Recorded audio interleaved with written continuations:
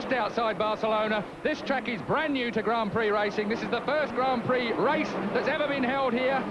So, here come the course cards. We wait now for the red light at the top of your screen, and then it'll go to green within 5 seconds. Who's going to make the whole shot? Gianola is in pole. Ezio Gianola is in pole. Who makes the green? And it looks like Casanova. 15 has got a real flyer, but no, it is Ezio Gianola from pole position, who obviously paddled the fastest. And Grimini is through into about third or fourth place, Keith. The injured Grimini is there with Hans Spahn, I think, is up there, number 14 for the first time this season. But 15 Casanova is third, and Little Dirk Rowdies is through to second, number 8. Well, we've got 22 laps of this hot action from the 125s. Another good track that really for 125 racing is going to make it extremely close indeed. 22 laps of that action, and we're going to bring you every lap of it today. Gianola's second pole position in a row, his first race win for 2 years. No, make that 3 seasons came last week at Mugello, and he is a man on a mission. Already has a lead over Dirk Rowdies and Bruno Casanova. Who's that in fourth? It's the fifth is Grimini, Keith. Number 39 is there in front of him, Gabby Debbie at number 4. Well, certainly that's the way that it's lining up at the moment, but of course it's really early on in the day yet. I'm going to make a prediction already. Casanova, and a big multi-crash down here, Julian. Let's have a look and see who we're going to... Now, that might be a race stoppage if we've got too much of that debris laying down there for a minute or two, right in a very, very dangerous part of the track. We're looking at a man there that's got a slightly injured back by the look at it. 30, that is Eri Molinar. That's 32 next to him, Shimizu, the Japanese rider. He's the one on the floor, Keith. Watch it. Let's have a look here and see what exactly happened. Well, it all got a bit close, didn't it, really? And one fallen rider brought down 2 more. Well, it's unfortunate, but occasionally that happens in the first 3 turns of the course. So, Gianola still leads then. Let's get back with the race. Gianola leads from Dirk Rowdies, number 8.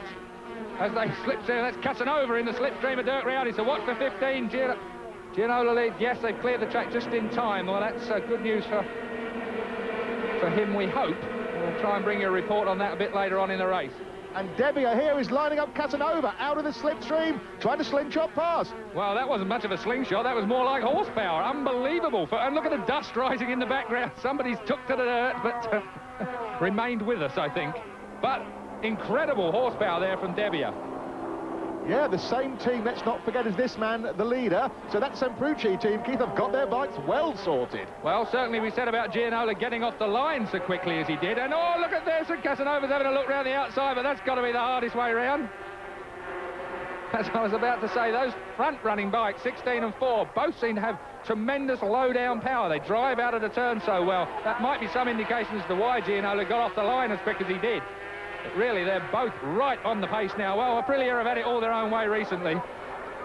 That might be changing. Yeah, we did a bit of homework on Gianola over the week, Keith. I think that was his 5th ever career Grand Prix win.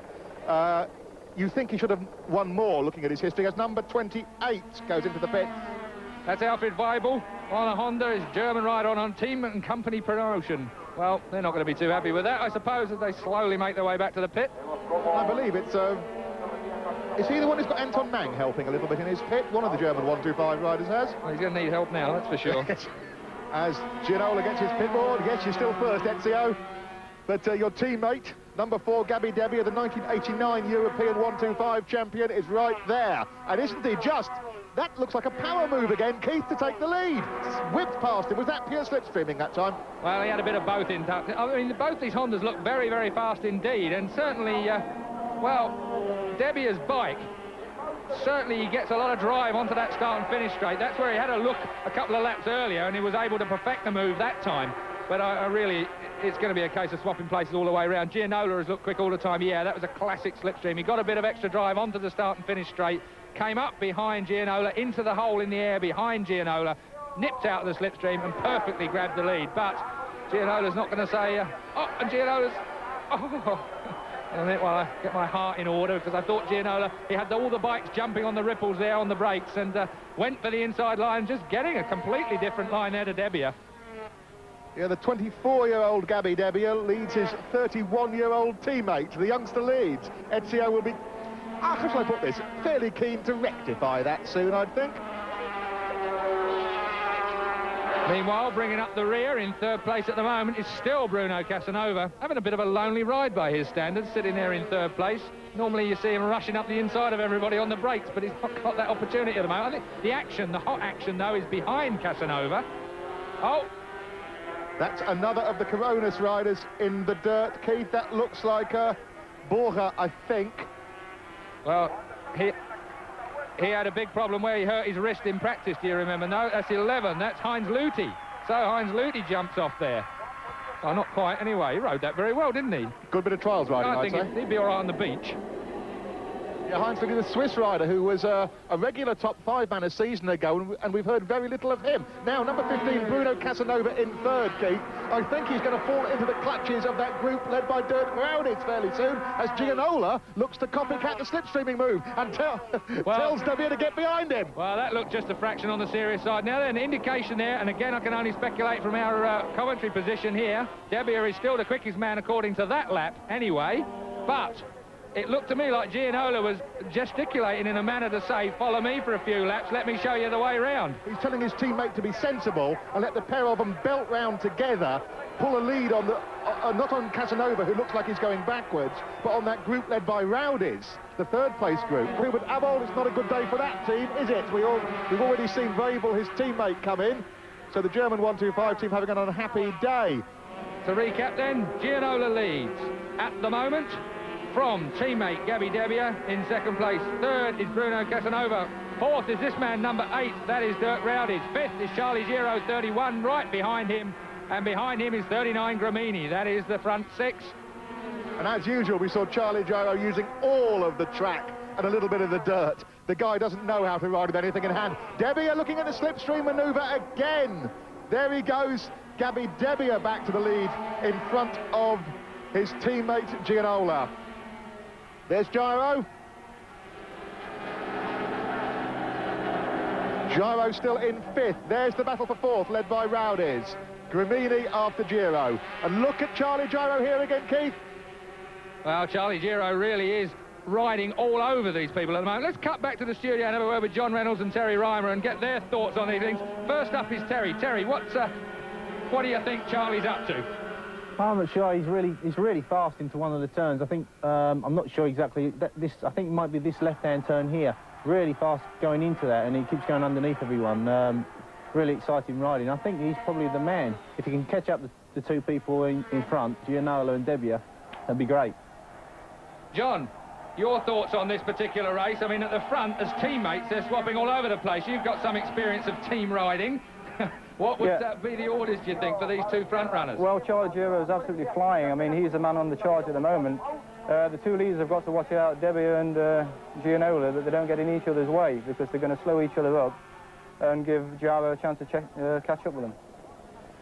Thanks, chaps. Well, we'll get back to you a bit later on and see if we can get a bit of a prediction from you for the race order later on. We like to put everybody on the line, but meanwhile, Julian, your man Giro is all over it again, isn't he? He is. He's up to 4th. He's disposed of Dirk Rauditz at last. You heard the roar while we were talking to the lads back in the studio. And now Charlie Giro, who I would remind you, I predicted before the start of the season Keith will be 3rd in the World Championship. I like to remind you of these things occasionally. He's now all over Bruno Casanova.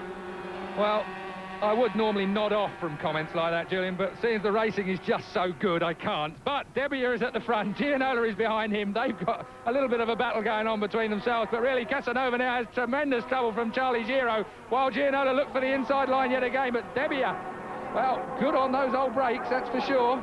So teammates fighting at the front, but look at this battle, and that was, number 8 slipped in there, Dirk Rauditz. So Rauditz is... He's not given up yet either, has he? Is that Giro at the back of that group now, Keith? It is. He must have had an enormous whoopsie. And in the sort-out, Dirk Rauditz, just like he did with Mugello, has taken advantage, and the little German's up to 3rd. Here we are. Well, that was all a big slipstreaming job, wasn't it? Charlie Giro just went backwards for some reason on the end of the straight. Well, sometimes if you're at the front of a 1-2-5 group, as Gramini nearly loses his front wheel to the back of Casanova's, and this is fraught. Casanova on the green bike on the inside, number 16, holds on to 3rd, takes it back from Dirk Rauditz. Rauditz 4th, then it's Gramini. Giro's gone back in front of Grassini. So Charlie's got all that work to do again, as at the front of the two Italians, it's Devia who's leading Gianola now. Well, Charlie Giro enjoys his work, so perhaps that's okay then. But Casanova, bike 15 is in front. Oh, and dear me, 8. Dirk Rowdy's there, found himself the poor relation to that one right up on the curb. Well, no quarter being asked or given anywhere on this track at the moment for these 4. So, while the Spanish commentator jumps up and down in the circuit box, and 24, that is Oliver Koch, the German. Well, on the Honda RS, he's out of it, and he qualifies quite badly, but really does get going in the race, and that was just a very standard lose the front end into the corner. Well, that's a classic loss of front grip. Well, while Gabby Debier is at the front of this, Julian, I'll lead everybody onto a profile. I know you've got all the details. And as we see his board as well, that's handy. On the Honda this year, don't forget he was for several years a Team Italia rider on Aprilias.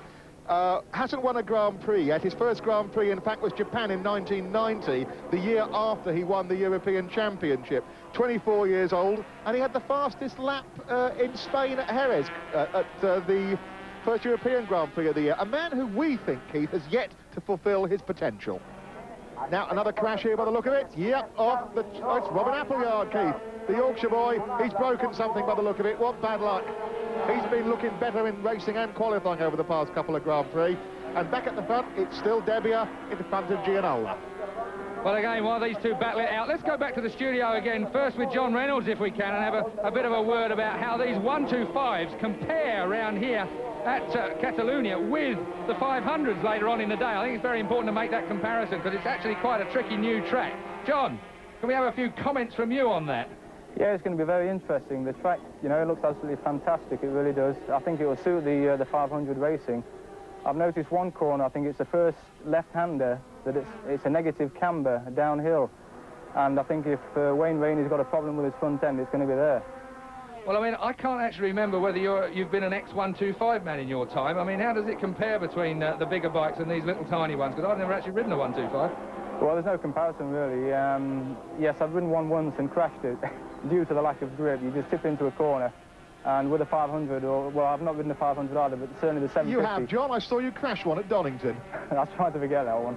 That's right, yeah. But it gives you a certain amount of feel. But the 125s don't. They've just gone straight away. Well, Terry Reimer, we're going to have a quick word with him now. You need a 125 for each foot because you're a bit big, really, for these, aren't you? We'd never get you on one. I mean, the 500s round here, how do you think that they're going to actually compare? Well, I think because they're so much faster, they're going to be entering the corners, obviously, a lot quicker. I think Kevin Schwantz will be really good on this circuit because he pushes the front end so hard. But then again, the Hondas of Mick Doohan will be really good coming out of the corners because the corners open out. So I think we're going to see a bit of a tussle between Schwantz and Doohan, hopefully anyway. Thanks, Terry. Race mob led by Grassini.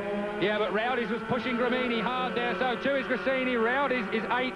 39 is Gramini, and also Charlie Giro's having a go all over the back of Casanova, number 15. So 15 is Casanova. No, Charlie Giro is pushed back, but the man who gets some position there was that man, the German, Dirk Rowdy's. He moves through now into 3rd place. We're coming on to the last lap now, and here is Gianola looking for the slipstream. Is he going to be brave enough on the brakes? I don't think so, is he? He's right behind Debier, into the slipstream, off of the start and finish straight for the last time. Has Gianola got it, or has Debier got the braking? No, Gianola jumps into the lead. So, Ezio Gianola, as everybody predicted here and in the studio, has jumped into the lead. What has Debier got in reply? Well, I don't think he's going to obey team orders, Keith. He's looking like he's trying to get back at him through those couple of bends. If there'd been team orders, certainly it would have been easier for Gianola to make the pass. Gianola had to really take it by the horns there and brake very, very late into the turn on those ripples. It wasn't comfortable for him. He had to really make it. Now he's holding an extremely tight line. He's not going to let Debier get underneath him anywhere. Yeah, interesting in the few corners before that passing manoeuvre, Keith, how Gianola did hold a tighter line through that left-hander. Here's the 3rd place, guys, and that looks as if Grassini's gone into 3rd, Gramini 4th, Dirk Rowdy's 5th. Good Lord, Keith, am I going to be right about something? Well, I think this is an extremely difficult one to predict, obviously, but Grassini certainly is stretching it out already. Now, watch these guys when they break into a turn. Watch who brakes the latest. You can see the forks at the front, the suspension at the front of the bike dive down into the tarmac. That always gives you an indication of who's actually the latest on the brakes. That's not always the fastest way round. It might be the quickest way into the sandpit. But 25 coming up now is Giuseppe Fiorillo he's on a Yamaha. So we've got quite a few Yamahas out here on the grid. But I hope that doesn't interfere with this race. So Grassini in 3rd place. 4th is 39. That is Gramini. And 5th is still Dirk Rowdy's.